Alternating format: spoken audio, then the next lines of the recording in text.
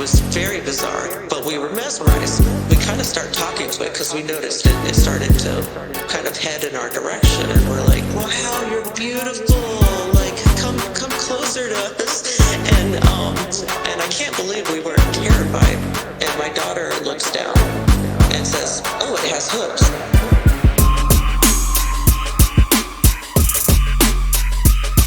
Welcome, my friends.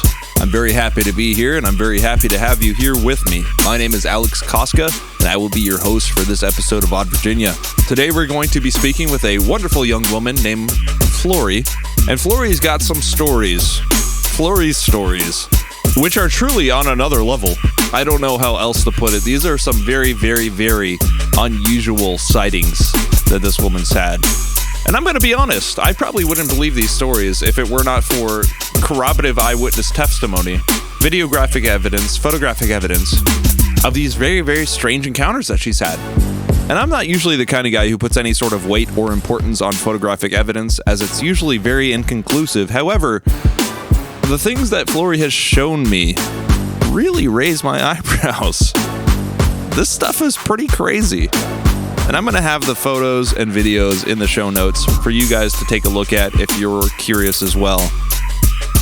It's really strange stuff. And though these photos and videos are not necessarily of the highest quality, which tends to be the case, especially when you're taking stuff on your cell phone, I think you guys are going to want to see this. So check the show notes to see what she's shared with the listeners of Odd Virginia as we listen to Flori's stories, which should have been the title of this episode. Flori's stories. I love the ring to that. But before we get to the stories, just a few announcements. As a lot of you probably already know, Scott Carpenter recently died on August the 4th. He died of a brain aneurysm at 59 years old, and Scott will be sorely missed. He was truly one of the great Bigfoot researchers of his generation. So if you have a drink in hand while listening to this, I have a mug of coffee. Let's pour one out for our friend. God rest his soul. Now, on a very different note, if you would like to hang out with myself or other Odd Virginia heads online, we now have an Odd Virginia Discord page. There will be an invite link in the show notes of this episode. Currently, the Discord server is just a blank, barren wasteland. There really hasn't been much added to it. However, if it gains any interest, I'll be spending a little more time on there trying to make things a little snazzier. So go ahead and get on our Discord and chat it up with me or Bill or whoever else might be on there. We can talk about whatever: life, love, happiness, Bigfoot, and the Dogman. On top of that, if you'd like to have your story told on Odd Virginia, and you don't feel like going through the whole interview rigmarole, there is now a way that you can leave your story in the form of a voicemail. I call it the Little Oddities voice line because you can just send us a short story that isn't enough for a full episode if you want to, without having to schedule an interview with me by emailing. So give us a call, leave a short tale of your experience, and be sure to include when and where it happened at 540-416-9690. That's the Little Oddities line at 540-416-9690. But if you want to be featured on the show like Flori and leave a full interview, you can do so by emailing oddvirginia@protonmail.com. That's oddvirginia@protonmail.com. I'd love to hear from you, because here at Odd Virginia, we're ready to believe you.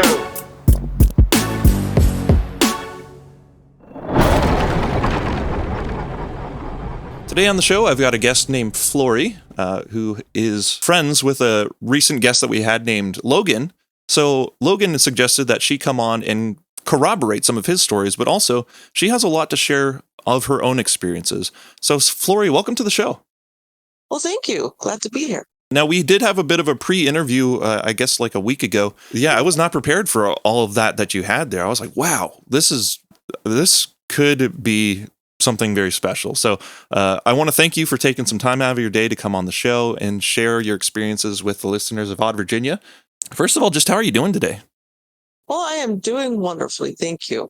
Really quickly, if you would like to just give us just a brief introduction of yourself, anything that you might think is not necessarily pertinent to your stories, but just a little familiarity with who you are.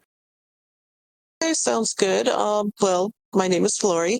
I live in Midlothian, Virginia, with my partner Michael and our 4 kids. We work hard, and we like to have fun, and yeah, I do quite enjoy talking about the experiences that I've had, although some of them are pretty crazy.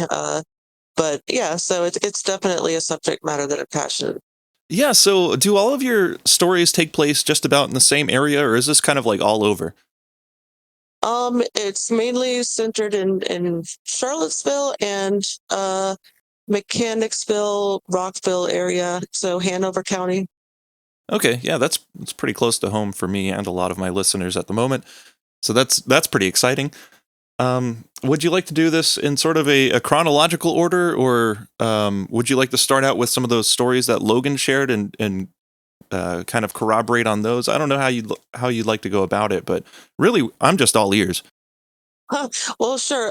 I guess chronological order would be great. So, I grew up right in between this town called Ivy and a town called Crozet in Virginia.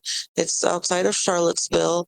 And the land that we grew up on, it was about 120 acres, and it had been in our family since at least the 1700s. It was a beautiful, beautiful piece of property, and we had a lot of strange occurrences, a lot of which I don't remember very well because I was younger. But yeah, it was an interesting place. A lot of people would get uncomfortable on our property. Growing up, my mother was extremely religious, and she started a church, and we would have guest pastors coming in with their families to stay at our house so that they could speak at our church. And one of them drove up about halfway up our driveway and couldn't go any further, got out of the car and accused my mom, basically said, "What kind of witchcraft are you doing here?" Because sometimes the land would, it just, there was an eerie sense about it. We would get kind of freaked out at times for no reason sometimes. It had that vibe. Yeah. It did. It had that vibe.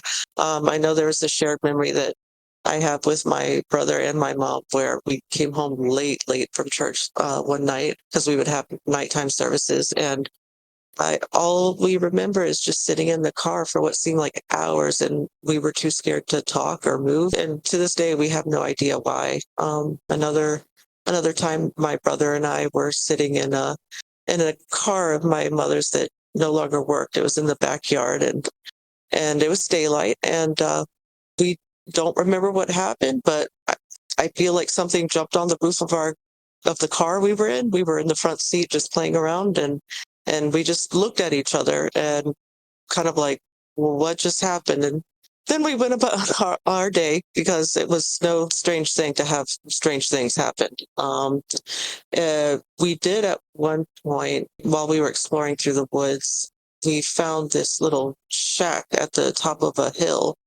And because this is mostly just mountains and country, and I wanted to go look at it. And my brother and our friend that was with us at the time, they they were not having it. But I climbed a little hill, and I don't know if the shack was on our property or on the property that adjoined ours, but basically it was just this rundown old shack with, dilapidated. The porch was caved in, and there were like clothes, like it looked like a men's dress shirt, and it was like shredded, which was really weird, like shredded into pieces, like on the walkway to it, and the door was open, and all the windows were broken, but in the open doorway, like built into the wall that faced the door opening, there was a gigantic upside down cross. So I don't know what that's all about, but Oh wow. yeah, it kind of freaked us out.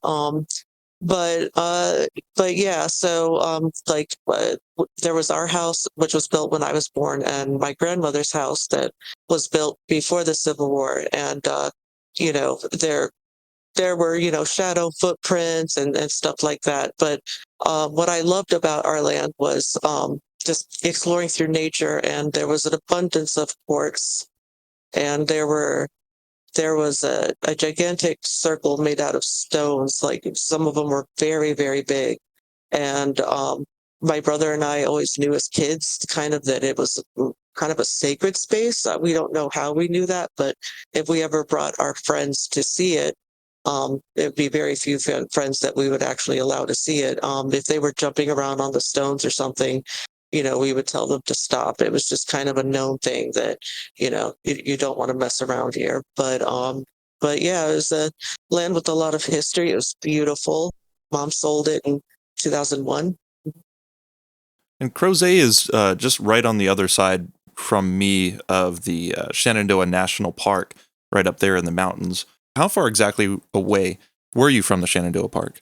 If you were to get on the interstate, I mean, it's probably like a 15-minute drive, 20-minute drive. If you take the back roads, probably 25, 30 minutes. But I mean, we were pretty close. Yeah, that is definitely pretty close. And there are some strange things reported in the Shenandoah Park on the occasion, which is something that always piques my interest, is weird things in national parks, of course. There's lots of weird things in national parks. So, yeah, I was just curious about that, to see sort of what the proximity you were to that sort of thing. Yeah, we were definitely close. And I mean, our land, like we were in the mountains. Like the size of the mountain that we would go down to sled was just enormous. It was right there in the mountains. Oh, I'm so jealous. Perfect childhood sledding territory. Yeah, absolutely. Well, that's great. I was hoping you'd be up in the mountains there. I've been up in the mountains in that area once before too, and it can get really really remote, and a feeling of just sort of like anything can happen out here. Oh yeah, absolutely. It was very remote. I mean, the closest thing to us was a post office that was, I think, 6 miles away. Our neighbors were not within earshot of us at all. But yeah, it was scary, but it was very cool at the same time. Yeah, and for the thing on the top of the car, you didn't happen to see anything, did you? Well, we did, but neither of us remember what. We remember we have the shared memory of being in the car, but we don't remember what we saw. We just remember being totally freaked out. We also have a memory of running down. We had a very, very long driveway that, looped from the driveway in front of our house and went all the way down to my grandmother's house. And, there was some distance there. And we remember, my brother and I remember being terrified, and we were running from something at night. And we got to my grandmother's house and we hid behind her car, but we don't remember what we were running from. And we don't remember what happened after that. But we just remember that we were scared. Yeah, well, even the darkness when I was younger would scare me enough into a full sprint, you know. Yeah, But definitely. But we spent a lot of time out there at night and the daytime. I mean, yeah, the fear was real. And there was something, Logan, your former guest, we were talking about just different memories that we'd had, and somehow the subject of bears came into the conversation. And I mentioned to him, because we would see a lot of black bears, tons of them. But I remember going down this ginormous mountain with my brother that we used to sled down. And I told him just casually, "Oh, yeah, I saw a brown bear standing up on its hind legs." And it was just standing there. And Logan's like, "There aren't any brown bear in Virginia." I was like, and yeah, I'm sure you did.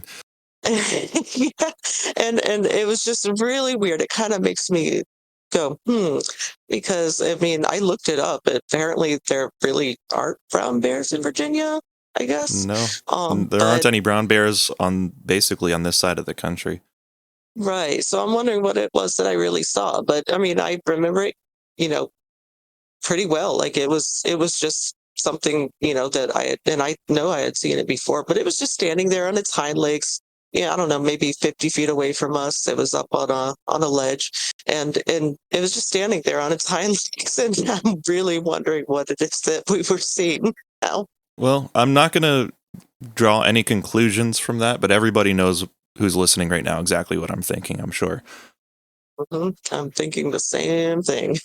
Yeah, and I recently was I was probably somewhere in one of the deep recesses of Cryptid World YouTube, and found a report from the upper end of Shenandoah National Park of Sasquatch stalking someone's camp. Oh yeah, that's pretty interesting. I mean, I've got to say, since I met Logan, I wasn't so much into the subject matter, but now I'm really getting into it. Yeah, a lot. Oh, it's a great fun mystery. A lot of people love their murder mysteries and that sort of thing, but for me, I like the mysteries of the paranormal world. Not so much about, the bloody, gory, twisted minds of murderers, more so just strange creatures that we're not really sure what they are, really. Yes, absolutely. I am too. I am too. I have definitely encountered a strange creature, or maybe a few of them, that have completely changed my view on, how I see this world, and just makes me realize that the more I see, the less I know, like they say. Exactly. And that is probably one of the wisest things a person could realize in their own life is that there's so much out there to know that you're not even going to possibly scratch the surface of any of it. Yes, absolutely. And It is, it's very, it makes me excited for life, to see what I can find out more. yeah, definitely. So you said the property was sold in 2001. And where did you go to from there? Well, we moved to Richmond, and in 2008, my mother opened a car dealership in Mechanicsville, Virginia, which is in the county of Hanover. And I began working for her there, and that was an interesting experience. The car dealership was just a small used car dealership.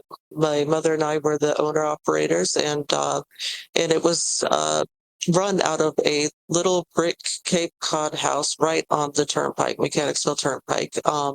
And that house it was interesting. Sometimes, just on a few occasions, the water, I saw it would turn on and turn off by itself. Mostly, it would just turn on, and we had some people that helped us out around the dealership, and it was this couple, and they lived there upstairs, and they reported the exact same thing. There was a little basement door. I mean, it was so tiny. It was a very tiny basement door. It would just slam open all the time without any, like, no wind gusts, but it would just happen all the time.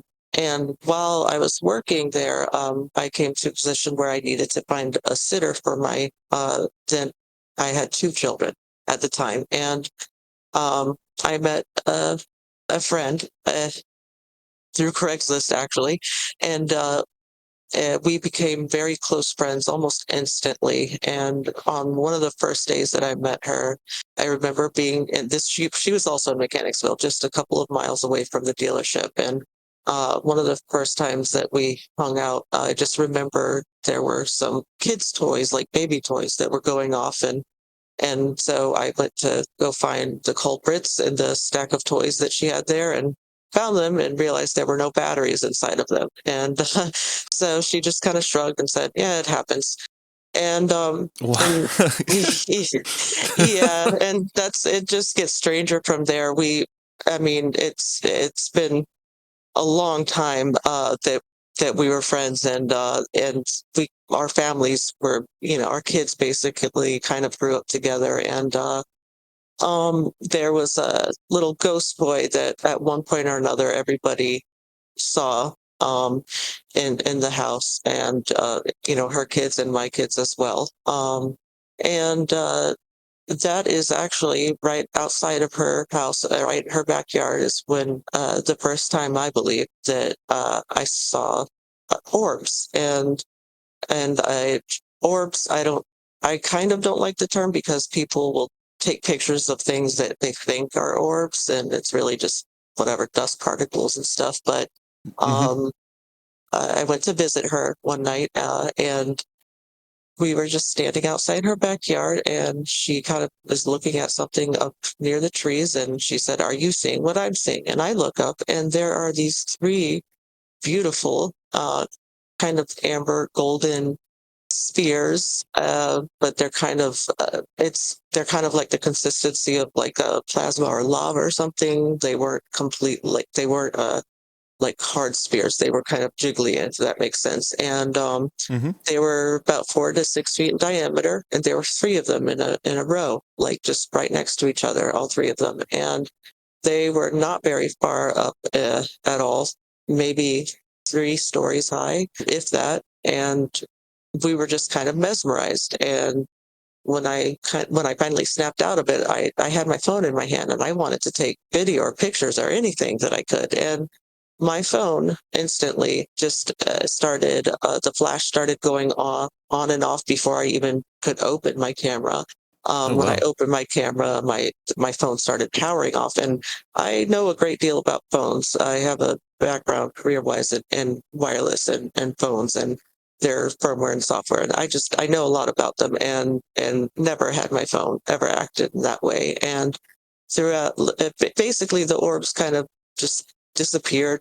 Maybe they drifted away. I don't know. It was weird. We lost some time, but then we started seeing like a lot of really strange lights and objects in the sky, like little cylinders, and it was just so crazy. And we would run inside and tell her family, and they kind of looked at us like we were crazy. But 3 of her daughters came out, and they were seeing the same things, and we would record what we could, and we we came to realize that a lot of the pictures and videos started disappearing off of both of our phones. And she had an iPhone, I had Android, and it was just the same thing. And so I, started quickly uploading what I could onto the cloud, onto the drive. And I had her log into my drive and start uploading whatever she had there as well.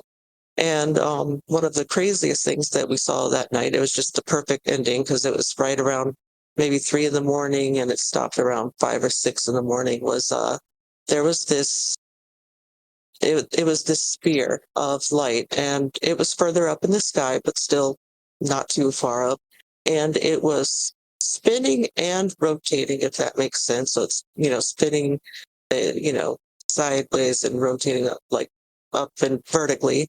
And Okay. and the sphere divided into 2 parts and then divided into 4 segments, all while maintaining a spherical form, but it was segmented into 4 pieces, and it was changing colors, and it was just completely bizarre.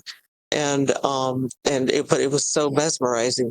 We were staring at it, just well into the early morning hours, and it was incredible. And Yeah, what a show that is. it is, and from what we could salvage, because on even on my drive, I noticed there were some videos missing, and I found one in the deleted bin like folder, which is very weird. But uh, we managed to get some video that was salvageable. It's not the best video, but it's still pretty interesting. I've shown it to a few people, and it's gotten their attention. And basically these orbs, whatever they are, I don't know, but they're sentient. The orbs that we would see, I would continue to see them on her property. There was an occasion when my son was about 11 years old.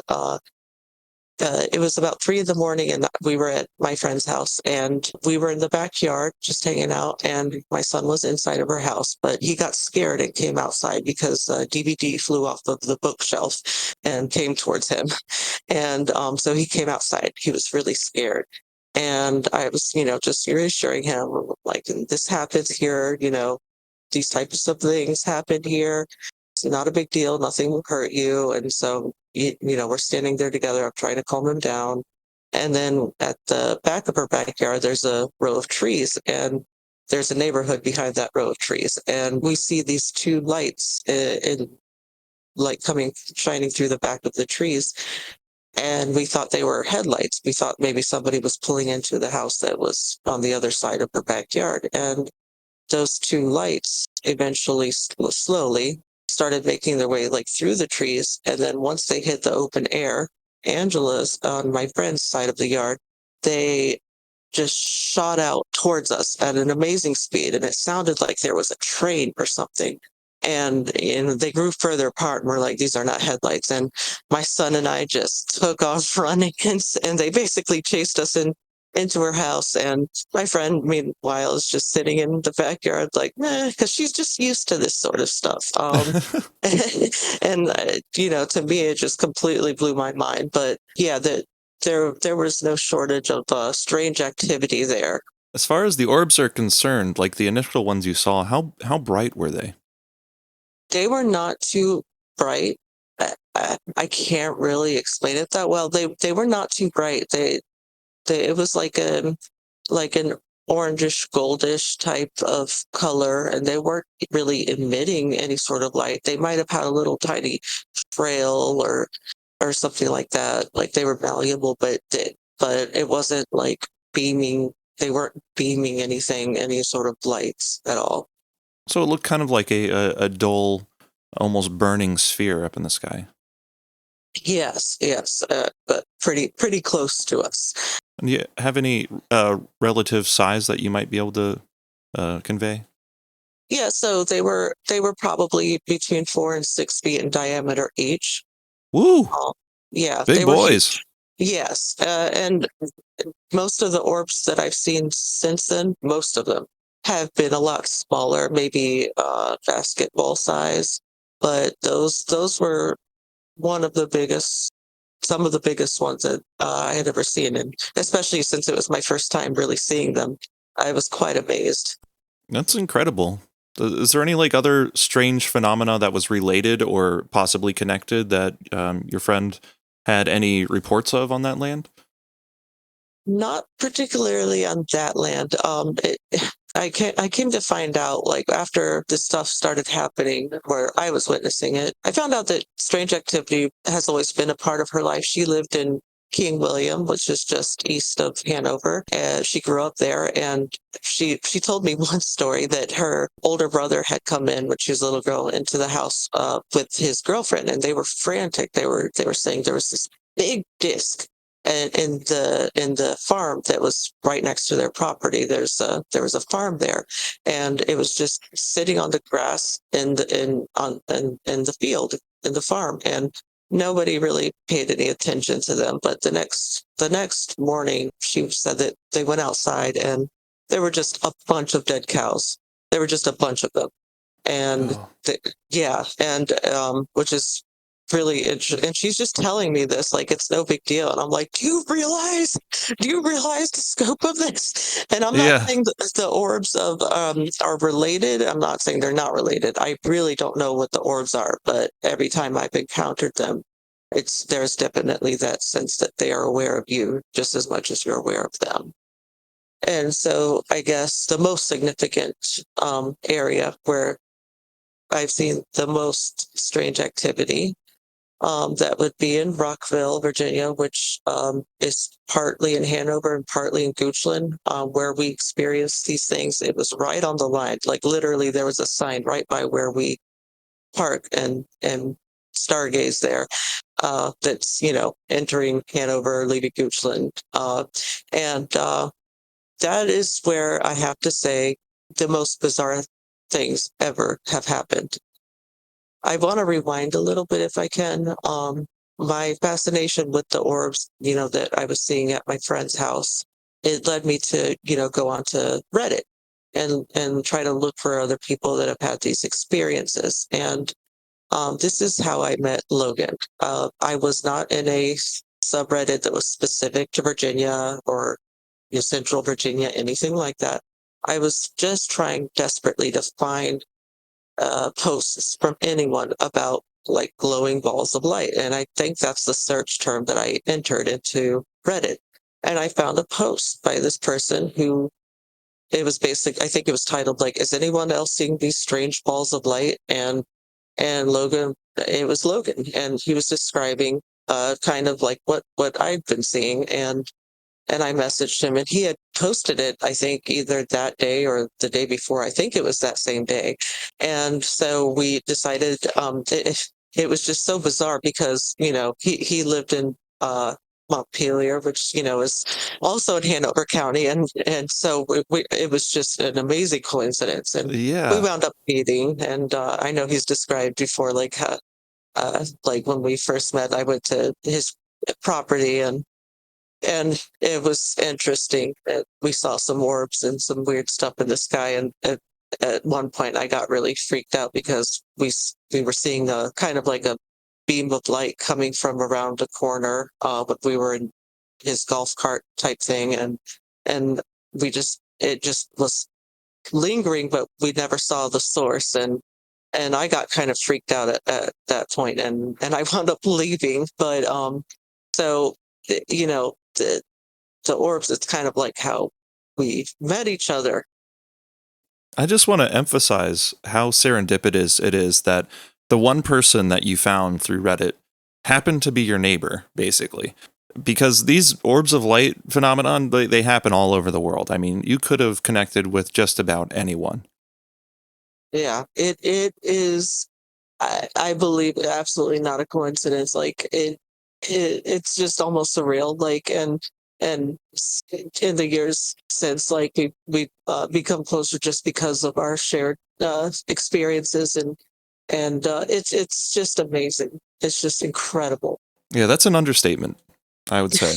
There's Yeah, something to absolutely. that. Yeah, yeah, definitely. So in about 2020, my daughter and I would go to this Rockville, coming back to Rockville, at Rockville, Virginia, I want to specify.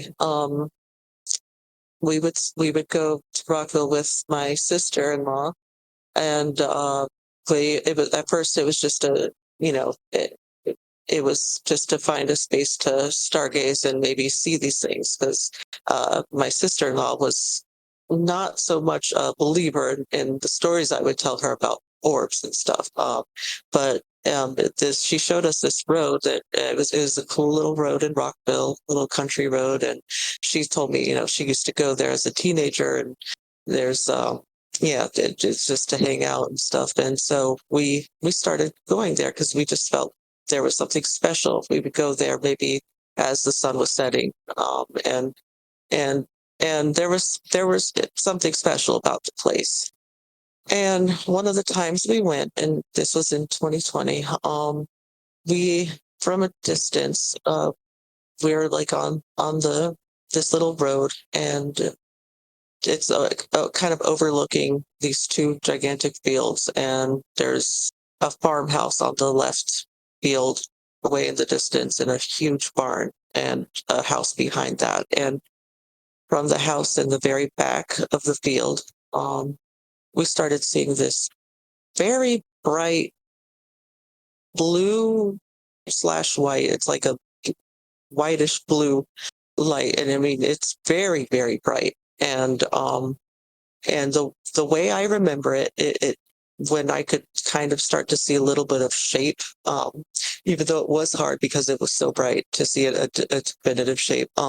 It looked like an upside down semicircle, with like a curtain, or like a flowing like little electric blue white LED lights coming from it, like as if it were like a skirt almost. It was very bizarre, and but we were mesmerized, and we're in the car, and we kind of start talking to it because we noticed it started to kind of head in our direction, and we're like, whoa, like you're beautiful, like listening to the video, watching the video, it's really cringy because we're just like so mesmerized by it that we're like, wow, you're beautiful, like come closer to us. And I can't believe we weren't terrified, but it as it comes closer, it's kind of swaying, and I hear like a clopping. It sounds kind of like a horse. So I'm like, like a horse with an elaborate costumed person on top of it? Like, what's the deal? And it gets closer and closer to us, and it kind of takes a few steps or sways a little bit, and then it like turns around really quickly, and then it continues forward towards us, and this is very slowly it's headed towards us. And meanwhile, we're, these orbs or whatever, these balls of light just kind of start spitting out from in front of it, behind it, from the sides. It's just like just emitting just light everywhere. And it's so bright. And the closer it gets to us, the brighter it gets. And we're just just stuck. We're like in love, but we're just stuck. It was. I have no idea why we weren't just driving away, and it gets to the point where it's maybe 7 feet away from us. Maybe I'm not a great judge of distance, and my daughter looks down and says, "Oh, it has hooves," and my sister-in-law looks up and says, "Oh, it's a man with a flashlight." And we kind of just say, we gotta go. And I start driving down the road. And about 45 What? seconds, yes, I know. It sounds so weird. Um, but this thing was so bright. If if it had a human form, it definitely wasn't visible. I did not see the man with the flashlight type thing because it was so bright, and the fact that it was shooting these balls of light all around it, it seemed to like be emitting almost like these like almost like ball lightning or something. It was like kind of electrical. It was very weird, and so I didn't see the hooves or the man with the flashlight type part. I just saw this big beautiful thing emitting light and balls of light. And but at that point when they said those things, I got scared and I started booking it down the road. And about 45 seconds later, I look in my rearview mirror. I really wanted to turn around and go back, and my sister-in-law and my daughter are like, "No, are you crazy? Like, let's get the heck out of here." And I see in the back windshield, I see this like perfect triangle of the same color, like blue, electric blue, white. Uh, it looked like an LED sort of light strip of just forming a perfect triangle, and it's right up against the back windshield. And but I still wanted to go back, but we wound up not going back that night. We went back countless times since then. We've gone back, but yeah. So the first form of whatever it is that's out there is that's how we saw it. That is so unusual. Now, with these little balls that you say were sort of spitting out from the main, whatever it is, the main formation, were they dissipating as they came out, or would they stick around and sort of fly around? Um, I think they were just dissipating. I don't really remember that well, but from the video quality that we have of this is not the greatest because it's in dark conditions and this light is so bright. But there is one point where you can see at least three of the lights that are around this source, and they're defined little spheres of light.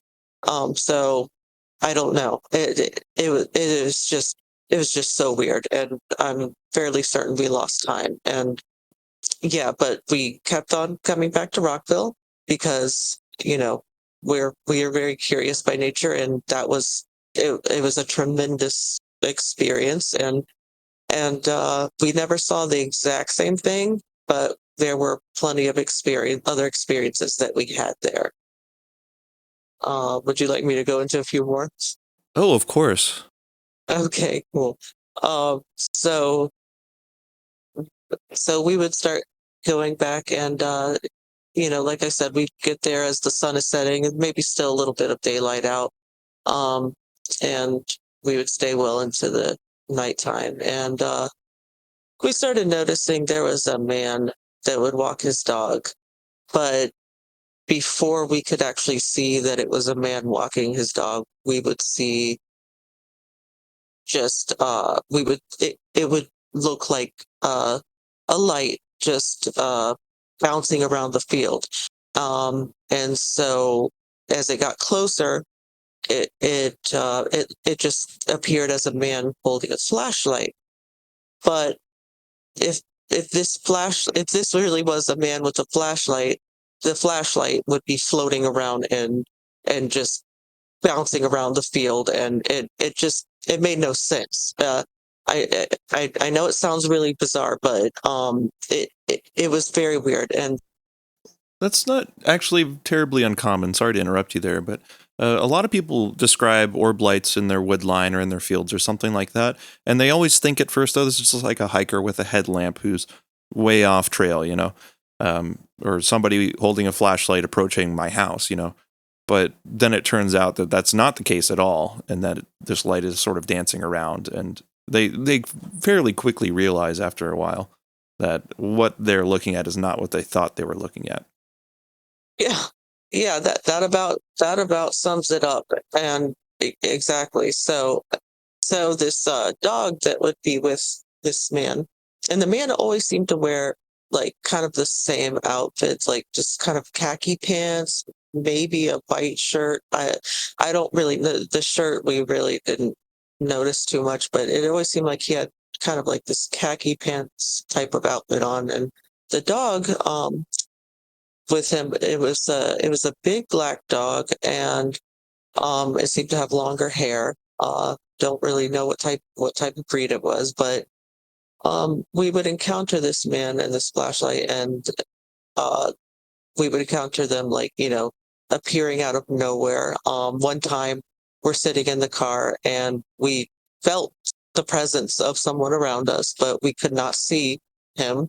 We named him Cinti. I don't know if it was the same. This guy with the flashlight is the same thing as the first crazy thing that we saw there. Bright thing that we saw there, but we named it Cinti, like Centaur, because it the first thing that we saw appeared as a man with hooves, basically. And so we're like Cinti, we're just sitting in the dark and very aware that something is nearby, and our spidey senses are tingling, and like, Cinti, are you there? And nothing. And then I kind of get a little bit freaked out. So I turn on the car because it's completely dark, and the headlights turn on, and boom, they're just standing right in front of our car, just standing there. And so we're like, Oh, oh, okay. And I turned off the car and I was like, I'm so sorry. Because we knew by this point it's not like he wasn't friendly, but you just have to be careful. Um, yeah, so I turned the car off really quickly, and I'm just like apologizing, and few seconds later, it was, oh my gosh, this was one of the craziest things. There was a gigantic, same color, like bright white, maybe a little blue in there, electric blue. This gigantic, the size of a windshield or even bigger, light that is so bright. It's the brightest bright I've ever seen. And it's like at our windshield, almost like felt like it was coming through our windshield. It took up the whole size of our windshield. And I just felt heat on my face. And I screamed, and my sister-in-law, who's in the front seat, kind of goes into the fetal position, and my daughter's just like, let's go, let's go, let's go, let's go. And she's like kind of laying down sideways in the back seat. And yeah, so we took off that night. That was a little bit intense, and my face felt like it was almost sunburnt for the like 2 days afterwards. It was very, very weird. and oh and yeah. but yeah, we still kept going back because this man with the dog, Senti, whatever, whoever it is, it, we just we just felt like he kind of became our buddy. But there would be different forms that this thing, if it is the same thing, would take. I know at one point I was there, with my sister-in-law and my daughter as usual, but we had my oldest son with us, and we saw what it wasn't storming really, but we saw this gigantic, what looked like maybe a ball lightning. It was the size of this like three-story barn. It rolled it rolled down the field and rolled back, and it was like this bright, intense purple uh, uh, light sphere that just like literally just rolled down the field towards the very back of the field and rolled right back. And then a little bit later, we see light, like purple light, on our right side coming towards us. And the closer it gets, now this sounds really crazy, but it's true. The closer it gets, it's a person, the shape of a person on a bike or motorcycle or something, but it's all purple flames. Okay, it's made out of purple Whoa. fire. Yes, I kid you not. we kind of like screamed, and my son's like, "Oh my god! Oh my god! Oh my god!" Like I'm gonna kill that guy or whatever. And it like kind of jumps and disappears into the trees right next to us. It was so weird. Like this stuff, you cannot make this stuff up. It was just so weird. And so my son is not a fan of going there. I think the paranormal or strange just kind of scares him a little too much. But we kept going back, and um, we would take as much video of Cinti, this man with the dog, as we could, because the light and the movement, it just wasn't matching up with reality. And going back through some of the videos on a few occasions, because this man or whatever it is, it had a very strange gait. Not only could it teleport like 10 feet in one time, but when we were able to see it, if we would turn our headlights on, it would, kind of make a corner around us, one side street to another. And in the video, I would take screen captures of some points in the video, and it almost looked like the khaki pants disappeared, and a tight silver skin suit is what it's wearing, because you can clearly see the outline of a side view of a buttock, and a thigh, and a very muscular calf, and it's just really weird. Um, Yeah, how odd.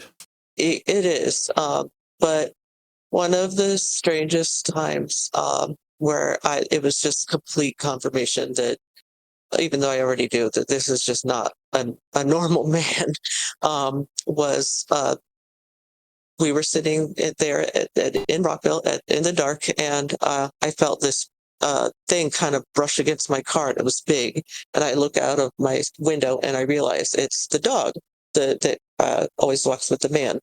And so we kind of stay still for a second, don't see anything.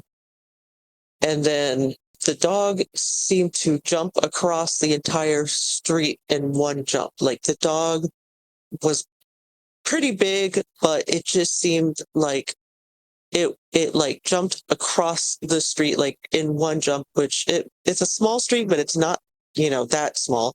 And I was just like, whoa, like this thing is moving like it's got a slinky in it, kind of like the Toy Story dog, except it's all Yeah. black. And so anyway, so we had discussed, um, approaching this man on numerous occasions, but never really, had the guts to do it. But this time we decided we were going to do it. And I turned on my car and the headlights.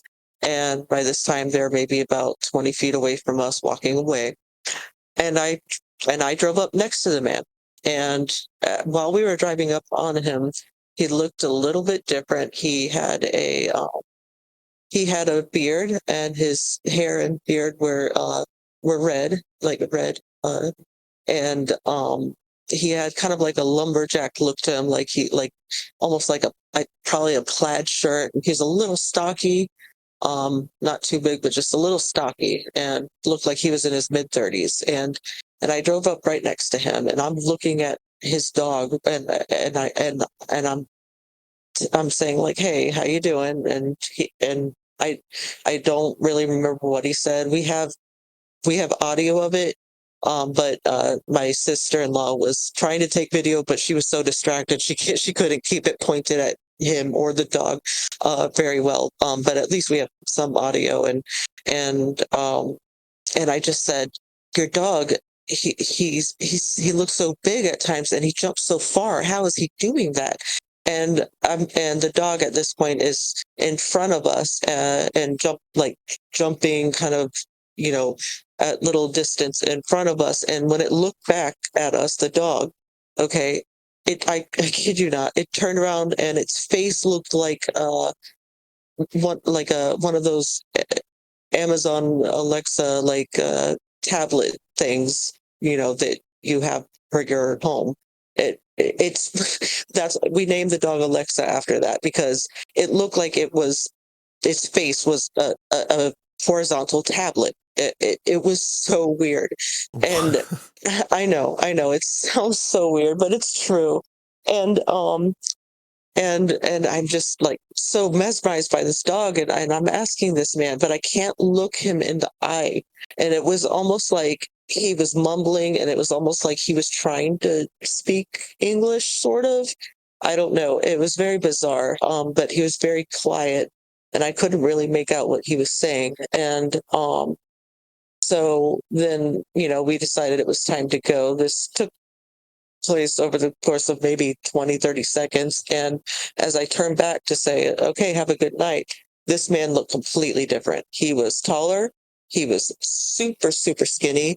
He had sunken in cheeks, very thin lips, very thin nose, and was probably in his late 50s. And I mean, very, very like taller and skinnier, like thin, thin, thin, completely different person or form of a person What is that he going was. on there? I do not know. I do not know, but That is some of the strangest stuff I've ever heard. it really is. But so Rockville's just become a really special place to us. We have our own lives, and things have gotten a little hectic in the last few months, so we haven't had the opportunity to go as much lately. But yeah, I've got to say this place is, excuse me, very special. And um yeah, so Uh, I'm guessing that's the same entity, I guess you would call it, that Logan was reporting seeing with you. yes, it is. Logan's seen him probably a few times. And uh yeah, so he's not always as boisterous as he was during those times. But yeah, so but he picks and chooses when he comes. Like, I would say maybe 85 to 90% of the time we go, we see something odd. But those are the main ones, experiences that stick out.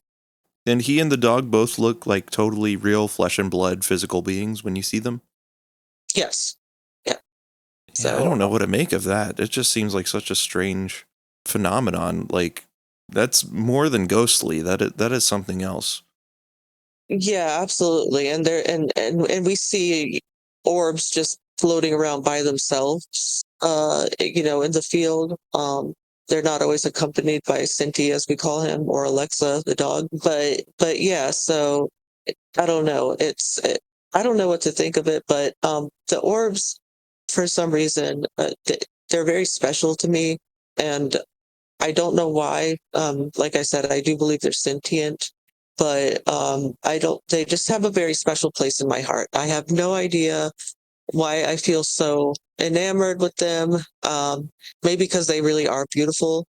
But they just mean so much to me.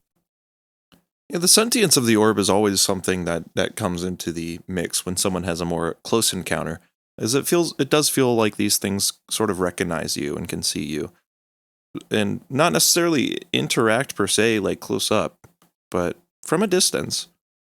Yeah, definitely. So, so yeah, you know, that's pretty much it. We've seen a few other things in, different areas, in Virginia and Amelia, Virginia, and Midlothian, Virginia, where I live. But nothing that would come close to the things we've seen in Rockville or in Mechanicsville. And there is something else in Mechanicsville. I remember, I mean, we've seen other UFOs in Mechanicsville. My other friend and I have. There was one of the ones that you hear about that's like the size of a football field. One night we were, out there looking at the stars, and all of a sudden the sky went black, and we just see this gigantic rectangular craft that's just completely silent, but almost like a deep humming inside of your body type of deal. And it just slowly kind of went over us and disappeared. And there was another time I was driving in Mechanicsville, and I saw some light beaming down, and I looked out of my window and looked up, and there was one of those typical triangular craft that have uh, one light on each end and one middle light beaming down in the middle. But yeah, I think that although these types of things are seen everywhere, Virginia is definitely a special place. Yeah, there are certainly all over Virginia stories of a lot of these types of things. Now, Senti, as you call him, that's something totally unique to my ears, but it does remind me a little bit of the flannel man phenomenon that Timothy Renner reports on his podcast, Strange Familiars, which is also a podcast that Logan's been on before. But he's collected many, many stories of people seeing very, very strange entities wearing flannel checked shirts. And these things, they run the gamut as far as just being ghostly or strange and otherworldly. But the common thread there being the flannel shirt is something that he has really pieced together as what he categorizes as its own type of entity. Yeah. So that was interesting to me. Yeah, I have heard of the flannel man. I think there's something to that, definitely. Yeah, but when you see Senti, do you notice hooves on his feet, or does it look like he's wearing shoes? It kind of, I think it looks like he's wearing shoes. Although in some of the, video that I have of him, it just looks like he may be barefoot. It just, but I mean, I don't know. It's strangely enough, I haven't really checked to see if he has hooves. But I don't know. At times he looks like a completely just normal guy walking his dog. Um, but yeah, so And then something weird yeah, happens. something weird usually happens before we see him as he's approaching, and then afterwards when he's walking away, just the light just beaming back at us, like almost shooting a beam of light back at us as he makes his way down the road, and he just always seems to be like on that little stretch of road, one side street going onto the road, walking back and forth. It's it's just bizarre. It really, there's no category really that this could fall into, except for, like you said, maybe the flannel man for that time that he did appear as kind of like a lumberjack looking type of person. Yeah. Would you be willing to make any of that photo or video available for the audience of Odd Virginia? I would be willing to I would be willing to provide maybe some clips of the video, and definitely some still images of the video, like where I talked about him almost looking like he's in a skin suit at some point, like a silver skin suit. I think that's pretty interesting. And I'll definitely provide some pictures of other forms that he's taken. Um, like there's this one time where oh my God, there was like this transparent blue greenish uh like what do they call it, not an oval but not a circle, it's just kind of in between it, and it's like it's like it was in front of him, and then he completely changed into a being of light, and just had all these edges, almost like a Christmas tree, sort of. But yeah, I'd be willing to provide that. I'm not comfortable providing the whole video, but I also will provide some of the clips of the video with the spear thing that we saw in Mechanicsville, where it turned into two and segments and then four segments. I'd be happy to show some of that. I will say that this four segmented thing that we saw, this was on the night of January 1st of 2016, leading into the early morning hours of January 2nd. We saw this, and about on December 28th, so a few days beforehand, the International Space Station live feed was cut off at one point.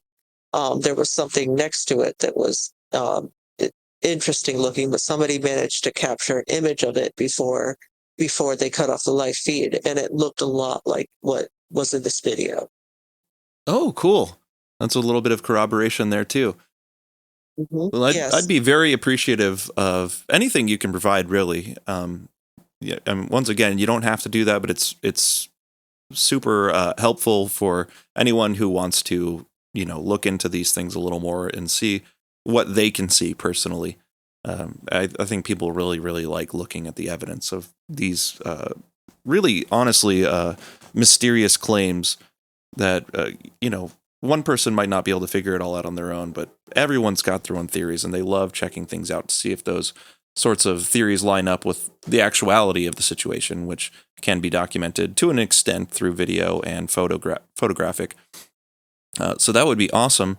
Now, moving forward just a little bit, you said you live in Richmond now? Yes, I live just outside of Richmond, in Chesterfield County, in a place called Midlothian. Okay, yeah, you're in Midlothian. Do you still go out and look for these sorts of things out there? In Midlothian? Mm-hmm. Sort of.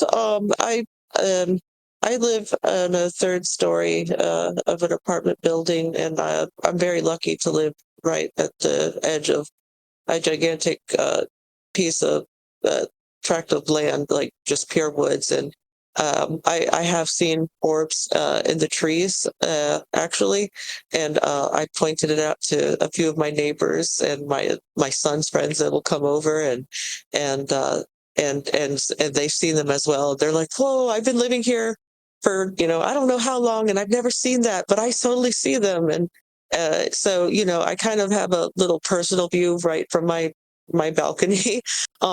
But I haven't been able to go to Rockville as much. There's just been a lot going on, but I definitely don't plan on stopping anytime soon. Great. I'd love to hear if you have any more rather unusual experiences. If you don't mind just staying in touch, I love hearing about this kinds of stuff.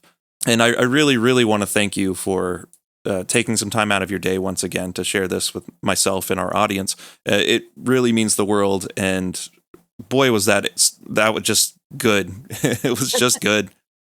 Yeah, absolutely. It was my pleasure, and thank you for letting me share.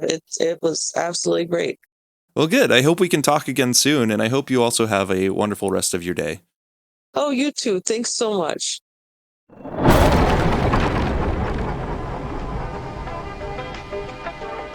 A big thank you once again to Flori for sharing her stories. Flori's stories. Man, she needs to start a podcast called Flori's Story Hour or something like that. That would just be so perfect. But that was some of the most truly bizarre stuff I've ever heard, hands down.